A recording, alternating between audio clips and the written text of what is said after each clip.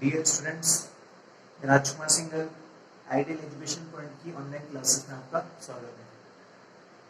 मैंने आपको first lecture में जो चैप्टर पढ़ा था उसका नाम था अकाउंटिंग रेशोस। उसमें हमारा एक टॉपिक चल रहा था जिसका नाम था करंट रेशो। मैंने आपको करंट रेशो का फॉर्मूला बताया था कि करंट एसेट्स बटे करंट लायबिलिटीज। इसका हमने फॉर्मूला पढ़ा था कि करंट एसेट्स डिवाइड बाय क्या होता है, करंट लायबिलिटीज। इसकी मैंने आपको एक एग्जांपल भी बताया था। अब हम सीखेंगे कि करंट एसेट्स होती क्या है, इसमें कौन कौन सी एसेट्स को लेते हैं, करंट लायबिलिटीज होती क्या है, इसमें कौन कौन सी लायबिलिटी को लेते हैं। वैसे हम जानते हैं कि हमने क्लास 11th में बैलेंस शीट सीखी थी। क्लास 11th में हमने एक चैप्टर पढ़ा था फाइनल अकाउंट। वहां पर हमने एक बैलेंस शीट बनाना सीखा था कि बैलेंस शीट का एक कॉन्सेप्ट पढ़ा था कि बैलेंस शीट में दो साइड होती है, एक तो होती थी लायबिलिटी साइड और एक होती थी हमारी असेट साइड। और दोनों साइड का टोटल हमेशा क्या आता है, सेम आता है। जितनी हमारी लायबिलिटीज होगी उतनी हमारी क्या होगी, असेट्स होगी। फिर हमने पढ़ा था कि असेट्स में दो तरह के असेट्स आती है, एक तो फिक्स असेट्स और एक करंट असेट्स। उसी तरह लायबिलिटी दो होती थी, एक होती थी लॉन्ग टर्म लायबिलिटी और एक हमारी करंट लायबिलिटी। तो हम यहाँ पर बात करें करंट एसेट्स और करंट लायबिलिटी की। तो देखो मेन करंट एसेट्स होती क्या है। करंट का मतलब चालू, तो मतलब इसके अंदर हम उन एसेट्स को लेते हैं जो बैलेंस शीट की डेट से 12 महीने के भीतर, मतलब within 12 months from the date of balance sheet cash में या कैश के इक्विवेलेंट क्या कर सकें, चेंजेज कर सकें, उसी को हम क्या बोलते हैं, करंट एसेट्स। इसी तरह हमारी क्या होती है, करंट लायबिलिटी। करंट लायबिलिटी का मतलब ऐसी लायबिलिटी जो कि within 12 months from the date of balance sheet, मतलब बैलेंस शीट के 12 महीने के भीतर उसको हमें क्या करना पड़ता है, चुकाना पड़ता है। वो किसमें आती है, करंट लायबिलिटीज। हम इसके एग्जांपल देखेंगे। अब यहां बात करें करंट एसेट्स की।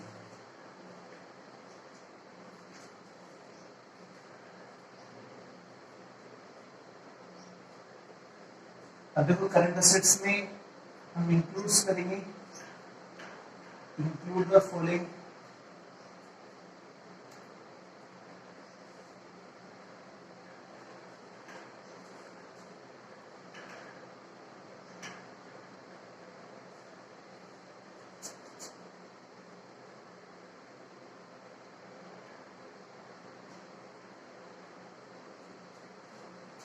यहाँ पर हमने क्या लिखा है, इंक्लूड्स द फॉलोइंग एसेट्स। अब हम कौन कौन सी एसेट्स को लेते हैं, सबसे इंपॉर्टेंट आती है इसमें पेड रिसीवेबल्स, जिसके अंदर आता है बीआर और डेटर्स। फिर आता है हमारे पास क्लोजिंग इन्वेंटरीज। फिर आती है हमारे पास प्रीपेड एक्सपेंसेस, accrued income,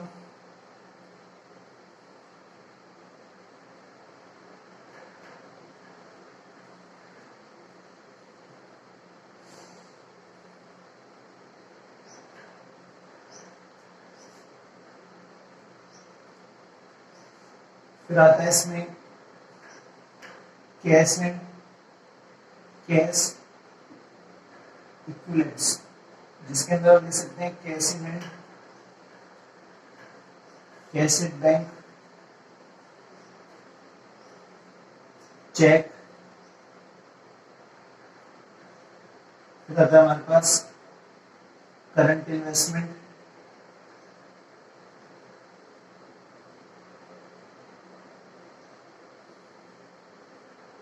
और शॉर्ट टर्म एडवांस।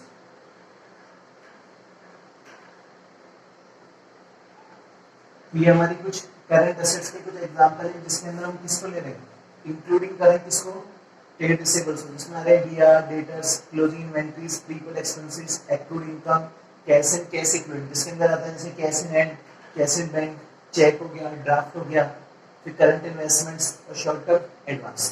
तो ये कुछ एग्जांपल्स हैं जो किसमें आते हैं, करंट एसेट्स में आते हैं। फिर हम बात करेंगे किसकी, करंट लायबिलिटीज की। तो करंट लायबिलिटीज में आता है एक तो ट्रेड पेबल्स। तो ट्रेड पेबल्स में आता है बीपी और क्रेडिटर्स। फिर इसमें लेते हैं हम आउटस्टैंडिंग एक्सपेंसेस, फिर आएगा इसमें शॉर्ट टर्म बोरिंग,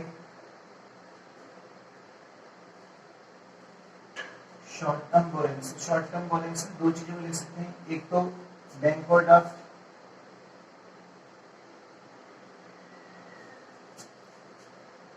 और शॉर्ट टर्म लोन।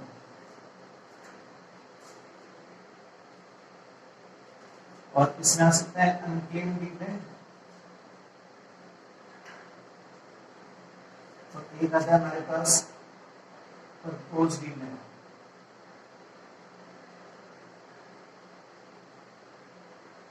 फिर इसमें आ सकता है short term provision, short term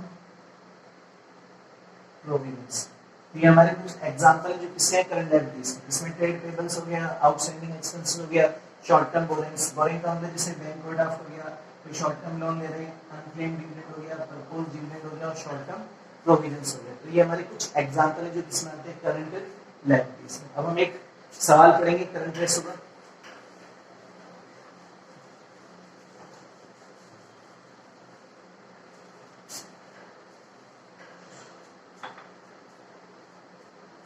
हमने एक एग्जांपल लेना है जिसमें हमें क्या करना है, कंप्यूट करना है, कंप्यूट द करंट रेशो। अब हम बात करें, हमारे पास डेटर्स हैं 50,000, कैश इन बैंक है 20,000, बीआर है 20,000, क्रेडिटर्स हैं 40,000, outstanding expenses 10,000, prepaid expenses 10,000, inventories है 50,000, plant and machinery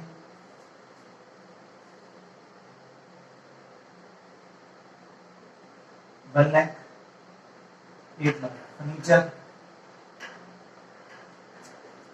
से 1.5 लाख। तो ये हमारे पास इंफॉर्मेशन है। अब हमें क्या निकालना है, करंट रेशो।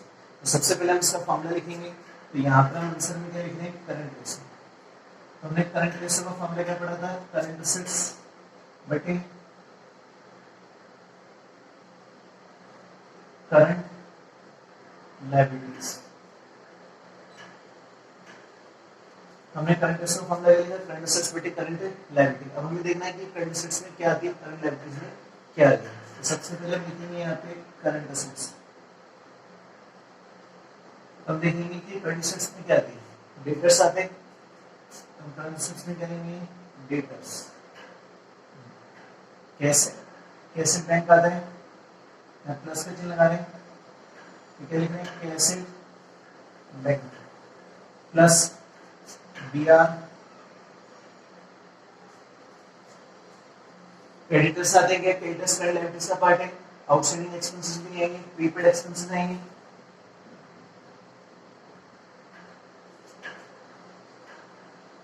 और इन्वेंटरीज आएंगे।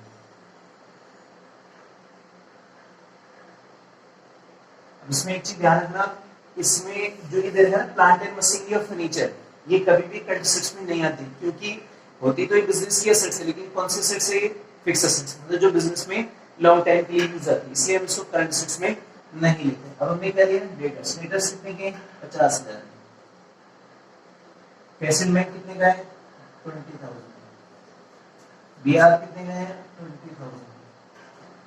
प्रीपेड एक्सपेंसेस 10,000 और इन्वेंटरीज कितनी है, 50,000। टोटल कितना हो गया, टोटल हो गया यहाँ पे 1.5 लाख। इस तरह हम क्या करेंगे, करंट असेट्स की कैलकुलेशन करेंगे। हमारे पास जो करंट असेट्स है वो कितने हैं, 1.5 लाख।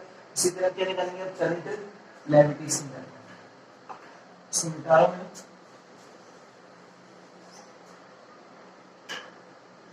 तो करंट असेट्स हमारे पास कितने हैं, 1.5 लाख। अब हम किसकी बात करेंगे, करंट लायबिलिटी।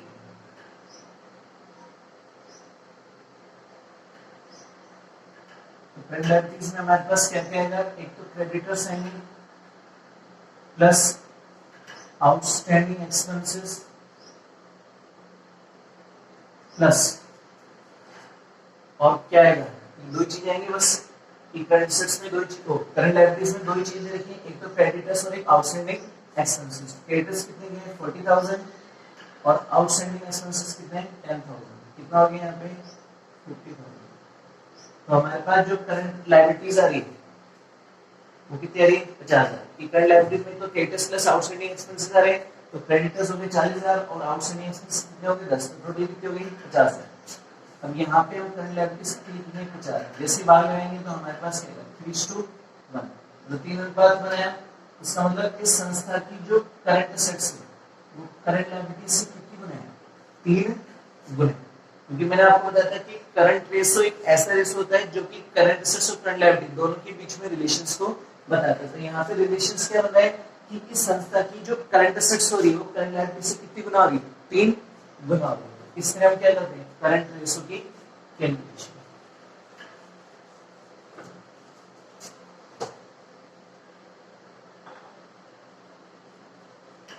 अब हम सेकंड रेशो पढ़ेंगे जिसका नाम है क्विक रेशो, जिसको हिंदी में क्या बोलते हैं तरल अनुपात। अब यहाँ पे क्विक रेशो को कई नामों से जाना जाता है। It is also known as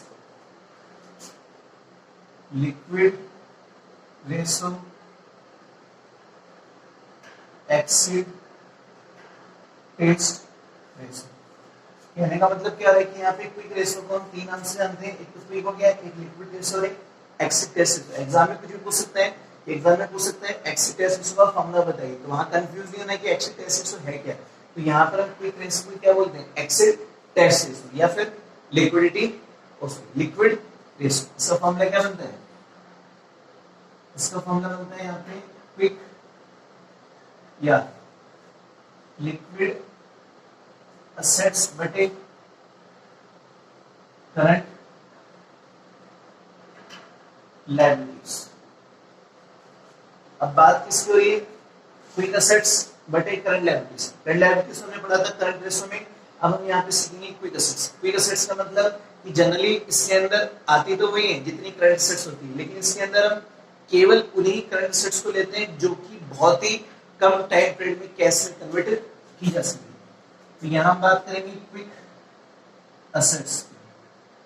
quick assets में क्या है कि includes all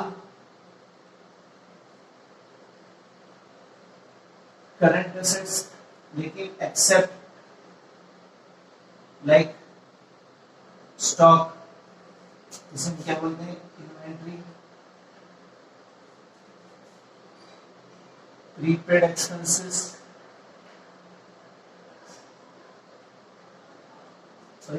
short term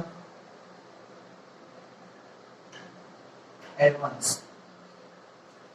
short term advance payment like tax PTC. कहने का मतलब क्या है कि करंट एसेट्स में सभी को क्विक एसेट्स में सभी करंट एसेट्स आती है, लेकिन इसमें कुछ एक्सेप्ट है, कुछ एक्सेप्शन है, लाइक जैसे स्टॉक नहीं आता, प्रीपेड एक्सपेंसेस नहीं आता, short term advance payment like जैसे हमने कोई टैक्स का पेमेंट किया हो या फिर किसी चीज का कोई शॉर्ट टर्म पेमेंट किया है एडवांस में, वो कभी भी क्विक एसेट्स में नहीं आता है। इसको हम ऐसे भी दिखा सकते हैं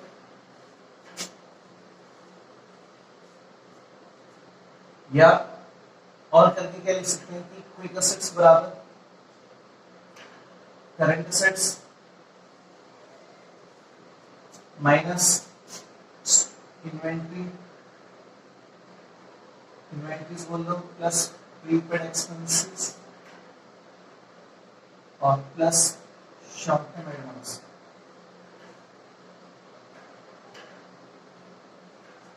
तो कहने का मतलब क्या है कि अगर हमारे पास जो करंट एसेट्स दे रखी है, अगर उसमें से इन्वेंट्री, प्रीपेड एक्सपेंसेस और शॉर्ट टर्म एडवांस को घटा देंगे तो हमारे पास कौन सी एसेट्स आएगी क्विक एसेट्स आएगी। ठीक है, तो इस तरह हम क्या करते हैं क्विक एसेट्स की कैलकुलेशन करते हैं। अब मैं एक दो एग्जांपल बताऊंगा जिसमें हम करंट रेशो क्विक रेशो की कैलकुलेशन सीखेंगे। आज जैसे मान लो यहाँ पर एबी लिमिटेड है, अब एबी लिमिटेड के पास जो करंट असेट्स है वो 2 लाख रुपए,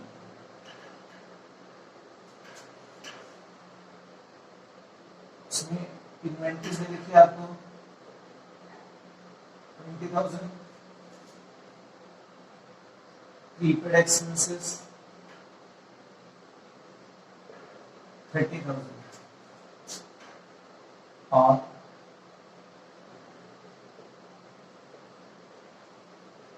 करंट लायबिलिटीज दे रखी है 1 लाख। अब आपको क्या करना है, कंप्यूट करना है एक तो करंट रेशो और एक क्विक रेशो। हमने 2 रेशो निकाले, एक तो करंट रेशो और क्विक रेशो। तो सबसे पहले हम कौन सा निकालेंगे, करंट रेशो।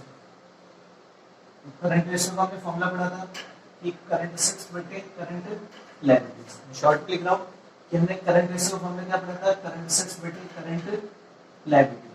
अब सवाल में आपको जो करंट असेट्स दे रखी है वो कितने लाख की, 2 लाख रुपए की। अब जैसे साथ में आपको इन्वेंटरीज भी दे रखी है, प्रीपेड एक्सपेंसेस भी दे रखे हैं। अब सबसे इंपॉर्टेंट क्वेश्चन ये आता है कि क्या ये इन्वेंटरी और प्रीपेड एक्सपेंसेस इस करंट असेट्स में सम्मिलित है या फिर ऐड करना पड़ेगा। तो जनरली देखो, अगर एग्जाम में सिंपल करंट असेट्स लिखिए, इसके आगे कुछ नहीं लिखा कि अदर, हाँ अगर इसके आगे क्या लिखा होता अदर, तब तो हम ये मान के चलते कि इसके अंदर वो करंट असेट्स है जो सवाल में दे रखी है उसके अलावा। लेकिन यहाँ पर अदर शब्द नहीं है, तो हम ये मान के चलेंगे कि इस करंट असेट्स में इन्वेंटरी और प्रीपेड जो एक्सपेंसेस है वो पहले से इसमें क्या है, सम्मिलित है। तो हमें क्या करना है, सिंपल तरीके से निकालना है कि हमको करंट असेट्स भी दे रखी है और करंट लायबिलिटीज भी दे रखी है। सवाल में करंट असेट्स दे रखी है 2 लाख रुपए और करंट लायबिलिटीज कितनी, 1 लाख। तो जैसे हम बाहर आएंगे तो हमारे पास क्या रहेगा, 2:1। तो 2:1 का मतलब कि संस्था की जो करंट असेट्स आ रही है वो 2 है और करंट लायबिलिटीज कितनी है, 1 है। इसी तरह कौन सा रेशो निकालेंगे, यहाँ पे क्विक रेशो। मैंने आपको फॉर्मूला बताया था अभी कि क्विक असेट्स बटे current liability, current liabilities. Current liabilities हमारे पास गिवन है 1 लाख रुपए, लेकिन हमारे पास क्विक असेट्स नहीं है। तो अभी हमने सीखा था कि क्विक असेट्स का मतलब कि इसमें आती तो सभी करंट असेट्स हैं, लेकिन इसमें एक तो इन्वेंटरी और प्रीपेड एक्सपेंसेस को नहीं लेते। इसका मतलब कैसे निकालेंगे क्विक असेट्स, तो क्विक असेट्स बराबर क्या लिखेंगे कि current assets minus inventory, inventories बोल दो, प्लस प्रीपेड एक्सपेंसेस। इसका मतलब हमारे पास जो करंट असेट्स है वो कितनी है, 2 लाख रुपए, और जो इन्वेंट्री आ रही है वो कितनी आ रही है, 20,000, और प्रीपेड एक्सपेंसेस कितना है, 30। अब जो डिफरेंस आएगा तो यहाँ पे कितना जाएगा, 1,50,000। तो इसका मतलब हमारे पास जो क्विक असेट्स है वो निकलेंगे 1,50,000। जैसे हम बाहर आएंगे तो क्या जाएगा, 1.5 इक्वल टू 1। तो इसका मतलब हमारी जो क्विक असेट्स है वो 1.5 है किसकी, करंट लायबिलिटीज की। इस तरह हम क्या करते हैं, करंट रेशो और क्विक रेशो की कैलकुलेशन करेंगे। अदर फॉर्मूले पढ़ेंगे, अदर फॉर्मूलेस। इसमें हमारा पहला है वर्किंग कैपिटल बराबर current assets minus current liabilities. हमने वर्किंग कैपिटल का फॉर्मूला क्या लिखा, current assets minus current liabilities. जैसे मान लो हम एग्जांपल की बात करते हैं कि एक संस्था की जो करंट असेट्स है वो कितने लाख की, 2 लाख रुपए, करंट लायबिलिटीज कितनी है, 1 लाख। तो वर्किंग कैपिटल क्या बनेगी, तो वर्किंग कैपिटल बराबर पड़ा था हमें current assets minus current liabilities. कि कहने का मतलब क्या होता है कि जब हम करंट असेट्स में से करंट लायबिलिटीज लेस करते हैं, उसका मतलब यहाँ पर जो करंट असेट्स है कितने लाख की, 2 लाख की, तो करंट लायबिलिटीज कितनी है, 1 लाख। उसका मतलब वर्किंग कैपिटल कितनी होगी, 1 लाख होगी। तो इस तरह हम क्या कर सकते हैं, वर्किंग कैपिटल का फॉर्मूला पढ़ सकते हैं कि करंट असेट्स में से माइनस क्या करेंगे, करंट लायबिलिटीज। अब इसी से सेकंड फॉर्मूला बनेगा। तो सेकंड फॉर्मूला क्या बनना है कि करंट लायबिलिटीज अगर आपको चाहिए तो करंट लायबिलिटीज बराबर क्या होगा, जो आपकी करंट असेट्स होगी उसमें से आपको माइनस क्या करना पड़ेगा, वर्किंग कैपिटल। तो जैसे आप करंट असेट्स में से माइनस क्या करोगे, वर्किंग कैपिटल, तो आपके पास क्या निकल गया, करंट लायबिलिटीज। जैसे हमने एग्जांपल पढ़ा था कि हमारा एग्जांपल क्या था कि करंट असेट्स तो थी 2 लाख रुपए की और करंट लायबिलिटीज कितनी थी, 1 लाख की। तो इस सवाल में हमने वर्किंग कैपिटल कैसे निकाली थी कि करंट असेट्स माइनस क्या कर रहे थे, करंट लायबिलिटीज। तो हमने 2 में से माइनस क्या किया था, 1 लाख। तो हमारे पास 1 लाख की क्या गई थी, वर्किंग कैपिटल। तो अब हम ये मान रहे हैं कि हमारे पास करंट लायबिलिटीज नहीं है और वर्किंग कैपिटल दे रखी है 1 लाख रुपए। तो उसका मतलब फॉर्मूला क्या बना था, वर्किंग कैपिटल बराबर current assets minus current liabilities. तो वर्किंग कैपिटल कितनी है, 1 लाख और करंट असेट्स कितनी है, 2 लाख। और हमने क्या निकाली, करंट लायबिलिटीज। तो जैसे करंट लायबिलिटीज बराबर के इधर जाएगी तो करंट लायबिलिटीज बराबर क्या होगा, 2 लाख माइनस 1 लाख। तो बराबर कितने हो जाएंगे, 1 लाख। तो उसका मतलब हमारी जो करंट लायबिलिटीज है वो कितनी, 1 लाख की है। तो उसका मतलब फॉर्मूला क्या बना कि फॉर्मूला ये बना कि जैसे हम करंट असेट्स में से वर्किंग कैपिटल लेस करेंगे तो हमारे पास क्या जाएगी, करंट लायबिलिटी। और तीसरा जो फॉर्मूला बनता है वो ये बनता है कि जो करंट असेट्स है तो करंट असेट्स बराबर क्या होता है, वर्किंग कैपिटल प्लस क्या करेंगे इसमें, प्लस करेंगे इसमें करंट लायबिलिटीज।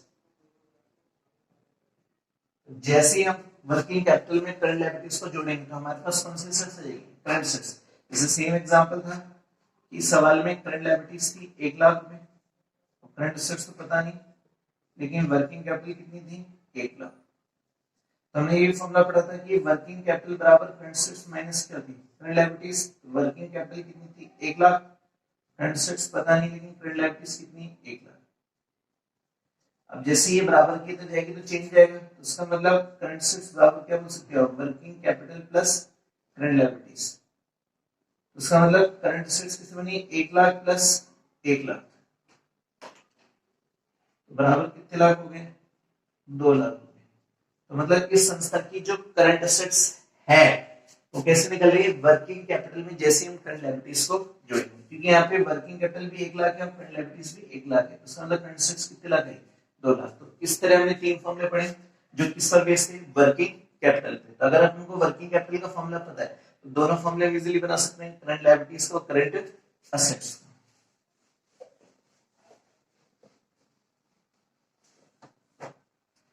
अब देखो चौथा फॉर्मूला क्या है, हमने 11th क्लास में पढ़ा था सेल, लेकिन यहां पर सेल को हम जो बोलते हैं उसको हम बोलते हैं रिवेन्यू, रिवेन्यू फ्रॉम ऑपरेशंस।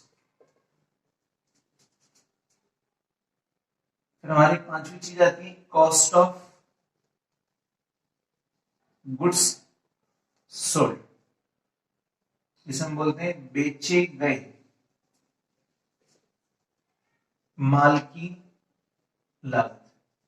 हमने 11th क्लास में पढ़ा था कि जिस माल को हम बेचते हैं तो उसकी क्या कॉस्ट आती है, इसलिए हम इसको क्या बोलते हैं, कॉस्ट ऑफ गुड्स सोल्ड। लेकिन यहां पर अब इसका नियम चेंज हो गया, इसको बोलते हैं हम यहां पर cost of revenue from operations, जिसे हिंदी में बोलते हैं परिचालन क्रियाओं की लागत। परिचालन का मतलब कि जिस चीज का हम बिजनेस करें तो उस बिजनेस से रिलेटेड जो कॉस्ट आती है उसको क्या बोलते हैं, cost of revenue from operation, जिसे हम क्या बोलते हैं, दूसरा नाम क्या था इसका, कॉस्ट ऑफ गुड्स सोल्ड। तो इस चैप्टर में हम ज्यादातर यही वर्ड्स पढ़ेंगे कि cost of revenue from operation. Formula वही चलेगा, इसका फॉर्मूला क्या बनता है, इसका फॉर्मूला बनता है opening inventory plus net purchase plus direct expenses और माइनस क्लोजिंग इन्वेंट्री।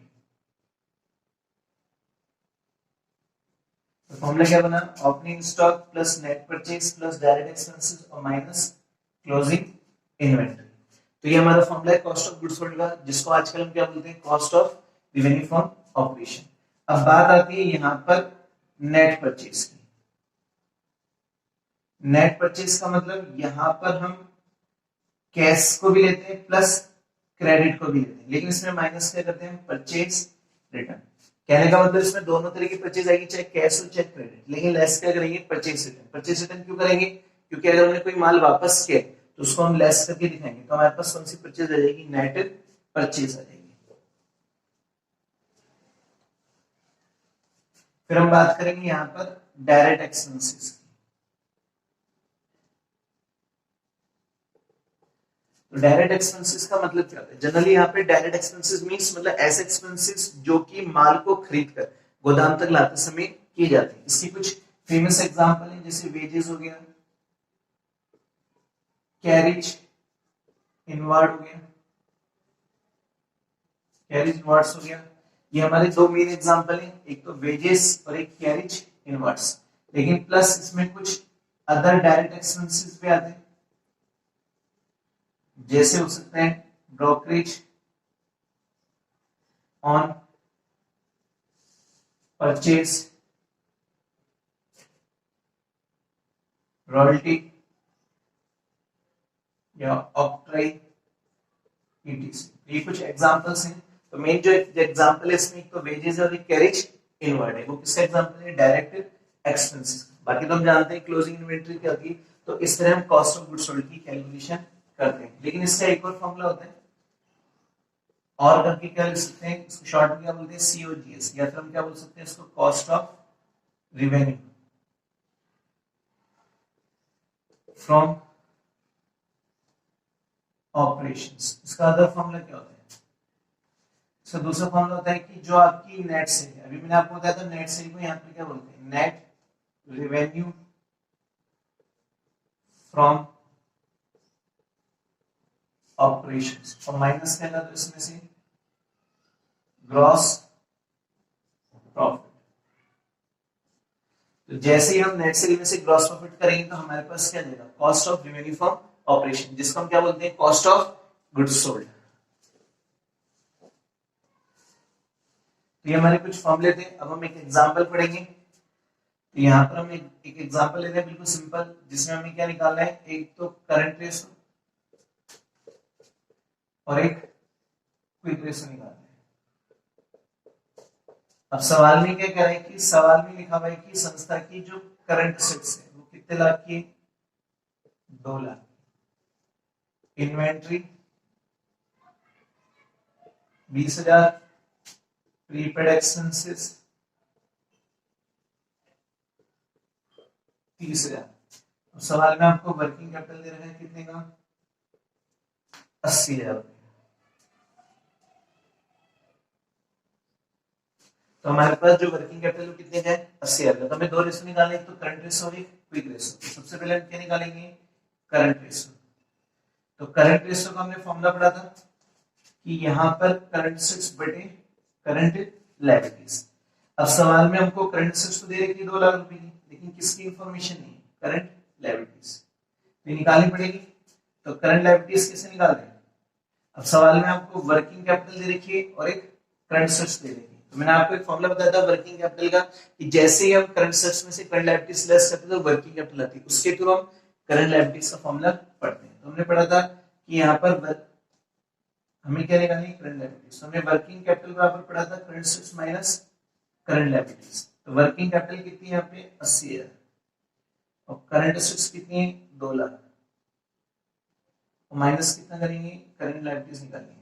तो इसका मतलब करंट लायबिलिटीज कैसे निकलेगी, जैसे ही 2 लाख में से माइनस कितना करेंगे, 80,000, तो हमारे पास 1,20,000 रुपए की क्या देगी, करंट लायबिलिटीज आ जाएगी। इसको हम डायरेक्ट तरीके से भी निकाल सकते हैं। डायरेक्ट तरीके से कैसे निकालते हैं, करंट लायबिलिटीज निकालना है तो हमने पढ़ा था कि करंट एसेट्स में से माइनस क्या करो, वर्किंग कैपिटल। तो हमारी जो करंट एसेट्स कितने लाख की थी, 2 लाख की, और वर्किंग कैपिटल कितनी थी, 80,000। तो जो डिफरेंस आएगा वो कितना आएगा, 1,20,000। तो उसका मतलब जो करंट लायबिलिटीज आ रही है कितनी आ रही है, 1,20,000। तो यहाँ पे हम किस सवाल लगाएंगे, 1,20,000। तो जैसे ही वहां लगाएंगे तो 3 की 3 0, 1 की 1, तो उसका मतलब यहाँ पर क्या बनेगा, 5:3, ये भाग लगा देंगे तो कुछ पॉइंट्स में आ जाएगा 1.67 इक्वल टू 1। तो उसका मतलब इस संस्था की जो करंट असेट्स है वो ये हो रही है और करंट लायबिलिटीज ये हो रही है। तो इस तरह हम क्या निकाल देते हैं, करंट रेशो। अब हम कौन से रेशो की बात करेंगे, क्विक रेशो की। तो क्विक रेशो का हमने फॉर्मूला पढ़ा कि जो आपकी क्विक असेट्स है उसमें बात किसका लगाओगे आप, करंट लायबिलिटी का। करंट लायबिलिटीज अभी हमने निकाली थी कि हमारी जो करंट लायबिलिटीज थी 1 लाख कितनी थी, 20,000। अब हमें कौन सी असेट्स निकालनी, क्विक असेट्स। तो जनरली क्विक असेट्स किसे निकालते हैं कि जो करंट असेट्स होती है उसमें माइनस क्या करते हैं हम, जो हमारी करंट असेट्स होती है उसमें माइनस क्या करते हैं, स्टॉक और प्रीपेड एक्सपेंसेस। तो हमारे पास स्टॉक भी दे रखा है, प्रीपेड एक्सपेंस, क्योंकि इन्वेंटरी को हम स्टॉक बोलते हैं। तो हमारे पास जो करंट असेट्स थी कितने लाख की थी, 2 लाख की। अब बात किसकी हो रही है यहाँ पे, इन्वेंटरी 20,000 रुपए और प्रीपेड एक्सपेंसेस कितना है 30,000। उसका मतलब यहाँ पे 2 लाख माइनस जैसे 50,000 जाएंगे तो हमारे पास कितना जाएगा 1,50,000। और यहाँ पे जैसे 1,50,000 लिखेंगे तो इसका टू कितना हो जाएगा 15 इसका टू 12। या हम इसको और भी शॉर्ट कर सकते हैं, तो शॉर्ट करके क्या लिख सकते हैं 5:4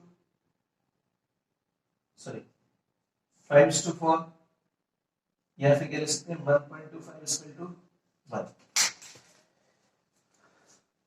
तो इस तरह हम क्या करेंगे, क्विक रेशो की कैलकुलेशन कर सकते हैं। तो ये हमारा एक फॉर्मूला सवाल था जिसमें हमें करंट रेशो और क्विक रेशो की कैलकुलेशन करना सीखा। मैं एक सवाल बताऊंगा, तो एक एग्जांपल में देखते हैं। जैसे मान लो हमारे पास लिखा हुआ है कि करंट रेशो यहाँ पे 2.5 इक्वल टू 1 है और क्विक रेशो 1.5 इक्वल टू 1 है। अब सवाल में आपको करंट असेट्स दे रखी कितने लाख की, 2 लाख रुपए, और इन्वेंट्री जो दे रखी है वो कितनी है 50,000। अब आपको इसमें एक तो करंट लायबिलिटीज निकालनी है और एक क्विक असेट्स निकालनी है, दो चीजों की कैलकुलेशन करनी है। सवाल में करंट रेशो दे रखा है 2.5:1, क्विक रेशो दे रखा है, करंट असेट्स दे रखी है, इन्वेंटरी दे रखी है। अब हमको दो चीज निकालनी है, करंट लायबिलिटीज और क्विक असेट्स। तो इस तरह के सवाल को बोलते हैं मिसिंग फिगर सवाल। अब हमको पता है कि ये करंट रेशो का फॉर्मूला क्या होता है, तो फॉर्मूला हमारा क्या होगा, करंट असेट्स बटे करंट लायबिलिटीज। अब करंट असेट्स लेके करंट रेशो दे रखा है आपको 2.5/1। सवाल में करंट असेट्स तो है लेकिन करंट लायबिलिटीज नहीं है। तो सवाल में करंट असेट्स कितनी है 2 लाख। अब करंट लायबिलिटीज है नहीं तो क्रॉस मल्टीप्लाई करेंगे तो उसका मतलब 2.5 क्या बनेगी, करंट लायबिलिटीज बराबर कितनी बनेगी 2 लाख। तो उसका मतलब अगर आपको करंट लायबिलिटीज चाहिए तो 2 लाख में किसका भाग लगा देंगे 2.5। और जैसे ही 2 लाख में 2.5 का भाग लगाएंगे तो हमारे पास कितनी आ जाएगी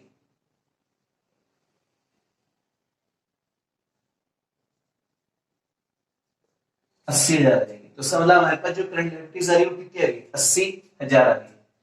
तो उसी तरह हम कौन सा रेशो निकालेंगे, अब हमें क्या निकालनी, क्विक असेट्स निकालनी।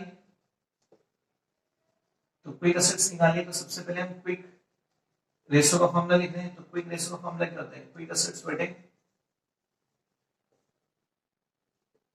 Current liabilities. अब सवाल में बात किसकी हुई, क्विक रेशो की। तो क्विक रेशो कितना है 1.5/1। सवाल में क्विक असेट्स तो है नहीं, करंट लायबिलिटीज अभी हमने निकाली थी, कितनी आ रही थी 80,000। तो यहाँ पर भी क्रॉस मल्टीप्लाई होगा तो क्रॉस मल्टीप्लाई होगी क्या बनेगा कि क्विक असेट्स बराबर होगी किसके 1.5 मल्टीप्लाई किससे होगा 80,000 से। तो जैसे ही मल्टीप्लाई करेंगे 1 लाख कितनी रहेगी 20,000। तो इसका मतलब इस संस्था की जो क्विक असेट्स है कितनी 1,20,000। अब यहाँ पे इन्वेंटरी का कोई काम नहीं है, इन्वेंटरी यहाँ पे कंफ्यूज करने के लिए दे रखी है। हाँ, इन्वेंटरी तब होती है जब यहाँ पे करंट असेट्स लिखते हैं, उसमें से फिर इन्वेंटरी लेस करते तो हमारे पास कौन सी असेट्स जाती है क्विक।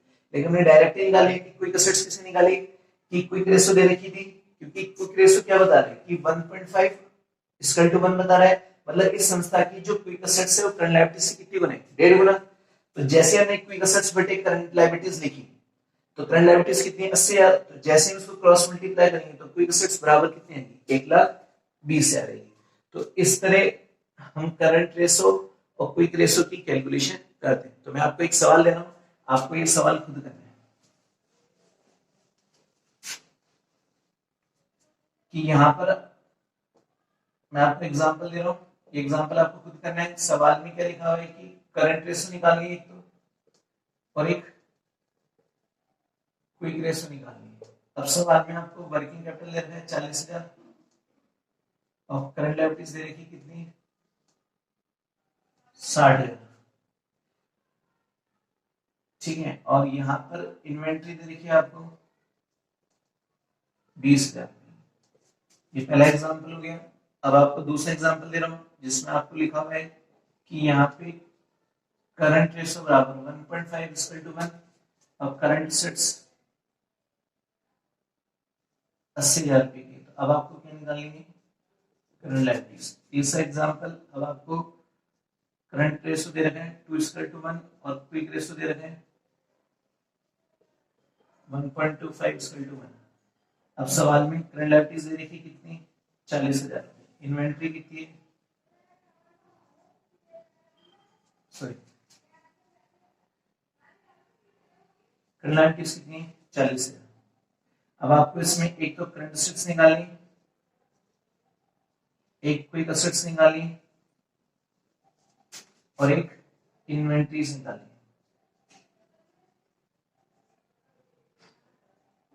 तीन चीजों की कैलकुलेशन करनी है।